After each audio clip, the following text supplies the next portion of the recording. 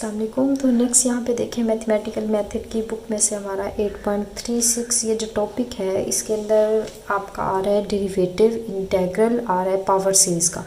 In fact जो derivative find करना है फंक्शन का कॉन्टिन्यूस देखना है, उसकी लिमिट अंदर कॉन्टिन्यूस होने की वजह से अप्लाई करेंगे, डिफरेंशिएबिलिटी को देखेंगे या इंटीग्रेशन से रिलेटेड जो थ्योरम है वो हम नेक्स्ट करेंगे। आज के लेक्चर में जो मेरा मेन देखिए पर्पस है वो आपको ये बताना है कि जो आपकी सीरीज़ यहाँ पे लें 1/x जो है इसका जो सम आता है, जैसे ही आप इसको ओपन कर दें, मतलब जैसे आप सीरीज़ 1 + x का square plus x cube in सारी टर्म्स को आप ऐडअप करते हैं तो इसके सम का जो आंसर आता है वो ये आता है। ये मैं आपको क्यों करवा रही हूँ, क्योंकि जब हम 8.5 एक्सरसाइज स्टार्ट करेंगे या इनफैक्ट कुछ एग्जांपल्स के अंदर भी ये आपका बहुत ज़्यादा यूज़फुल होगा। तो ये आपको पता होना चाहिए आया कहाँ से, बहुत ही सिंपल है। अच्छा, उससे पहले जो आपकी इससे पहले जो आपकी ये थ्योरी गिवन है ये हम पहले कर चुके हैं कि कोई भी आप फॉर एग्जाम्पल सीरीज़ लें। मैं अगर बात करूँ यहाँ पे जस्ट पावर सीरीज़ की प्रेजेंटेशन कैसे होती है, रिप्रेजेंटेशन वो आपको बताई गई है कि हमने तो प्रीवियस ये देखा हुआ है कि 0 से इन्फिनिट जो है ये Cn xn जो होती है ये आपकी क्या होती है, एक पावर सीरीज़ होती है। आप इसको लिखने का तरीका है सेम, इसको रीड कर लें, वही चीज़ लिखी हुई है। बट जो इसमें एक्स्ट्रा चीज़ बताई गई है वो फंक्शन का कॉन्टीन्यूस होना, डिफरेंशिएबिलिटी उसकी और उसका इंटीग्रल फाइंड करना। तो ये फाइंड कैसे करना है, किसी पावर सीरीज़ को इंटीग्रेट कैसे करना है, किसी पावर सीरीज़ का हम कॉन्टीन्यूस कैसे बताएंगे या उसकी इंटीग्रल कैसे फाइंड करना है, डिफरेंशिएबिलिटी, ये सारा हम नेक्स्ट लेक्चर में थ्योरम से इसको देखेंगे। तो ऊपर तो जैसे ही लिखा हुआ है कि आपकी पावर सीरीज़ को प्रेजेंट कैसे करते हैं या इसको फंक्शन टाइप में लिखें। अगर मैं f(x) यहाँ पे राइट कर लूँ फंक्शन की सूरत में तो ये आपका f(x) हो जाएगा, क्योंकि x इसमें इन्वॉल्व हो रहा है।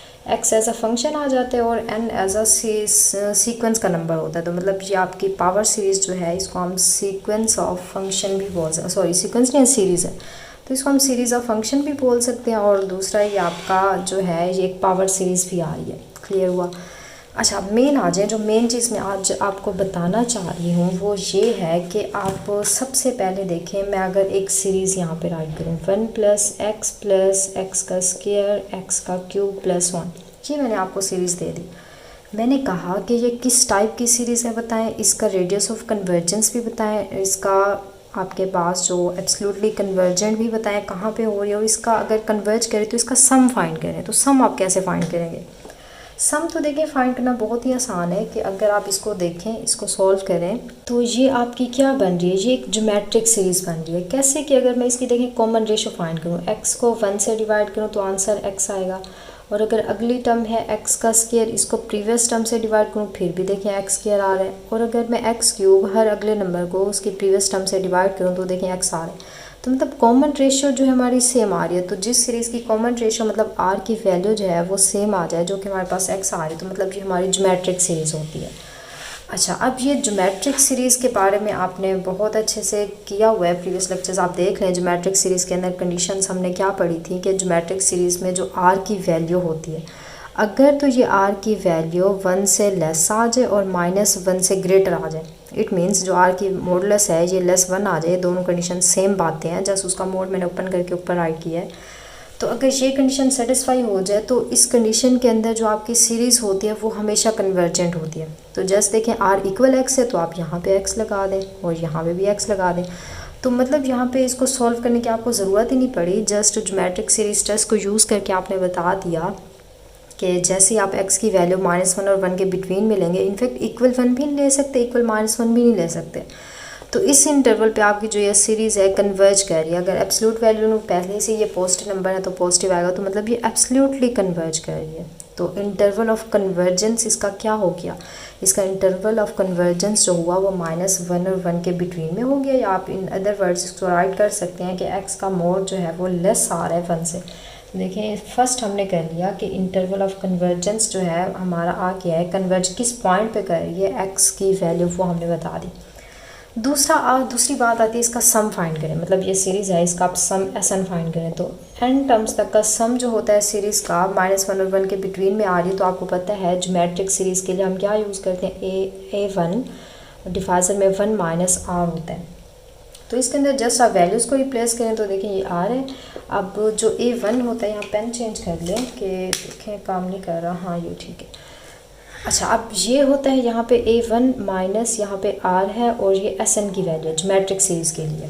तो देखें इसमें वैल्यूज रिप्लेस करें तो आप जल्दी से यहाँ पे सम बता पाएंगे। a1 का मतलब फर्स्ट टर्म होते, तो फर्स्ट टर्म देखें 1 आ रही है, माइनस r की वैल्यू हमारे पास x आ रही है, तो देखें कितना जल्दी से हमने कर लिया। तो Sn जो है मतलब सम जो है आपका वो 1/1 माइनस x के इक्वल आ गया। तो मतलब इन्फिनिट तक टर्म्स तक का मैं सम अगर फाइंड करूँ तो ये सीरीज़ अब हम राइट कर सकते हैं 1/1 माइनस एक्स के इक्वल आ रही है पूरी सीरीज़। क्लियर हो गया, तो उसका सम भी देखें हमने जल्दी से बता दिया। नेक्स्ट बात आती है यहाँ पे रेडियस ऑफ कन्वर्जेंस की। तो रेडियस ऑफ कन्वर्जेंस क्या होता है, मैंने आपको बताया हुआ है, हमने ये प्रीवियस किया हुआ है कि x का मोड लेस r के लिए अगर आपकी सीरीज़ कन्वर्ज या एब्सोल्युटली कन्वर्ज कर रही है तो इसमें जो ये r होता है ये आपका रेडियस ऑफ कन्वर्जेंस होता है। तो ज़रा गौर करें, हमारी जो सीरीज़ है वो x का मोड लेस 1 के लिए कन्वर्ज करे, तो मतलब 1 इसमें क्या होगा, इसका r होगा, रेडियस ऑफ कन्वर्जेंस होगा। तो मतलब रेडियस ऑफ कन्वर्जेंस जो है देखिए हमारा यहाँ पे 1 के इक्वल आ गया। क्लियर होगी बात। तो ये चीज़ आप अपने माइंड में रखें। इनफैक्ट ये सीरीज़ एज इट इज़ आप इसको याद कर लें। जो आज के छोटे से लेक्चर का पर्पस था वो यही बताना समझाना था कि ये चीज़ आई कहाँ से। इनफैक्ट ये सीरीज़ अगर आप इसको मैक्लॉरिन सीरीज़, टेलर सीरीज़ से आप प्रूव करना चाह रहे हैं तो वो भी हो जाएगा, बट हमारी बुक के मुताबिक अगर इसको ज़्यादा इजी वे में हम सॉल्व करें तो ज्योमेट्रिक सीरीज़ टेस्ट इस पे बेटर है और इनफैक्ट बहुत जल्दी से हमारा सॉल्व भी हो गया है। तो हमारे लेक्चर का पर्पस ही था कि ये चीज़ आपको मैं बताऊं। इनफैक्ट इसको जब हम यूज़ करेंगे तब आप डाउट में ना रहें कि ये चीज़ वाला आई कहाँ से है। क्लियर होगी बात। तो आज का ये छोटा सा लेक्चर आपको क्लियर हो गया होगा, बट फिर भी कोई मसला आ रहा है, कोई डिफ़िकल्टी है तो आप ज़रूर पूछें, इंशाल्लाह मैं आपको ज़रूर रिप्लाई करूँगी। तो चलें फिर आज के लिए इतना ही काफ़ी। अब इंशाल्लाह नेक्स्ट लेक्चर के अंदर जो ये ऊपर थ्योरी लिखी हुई है डिफरेंशिएशन, इंटीग्रल, कॉन्टिन्यूस फंक्शन, इसके हम थ्योरम्स जो आ रहे हैं और इससे रिलेटेड एग्जांपल्स जो आ रही हैं वो हम डिस्कस करेंगे।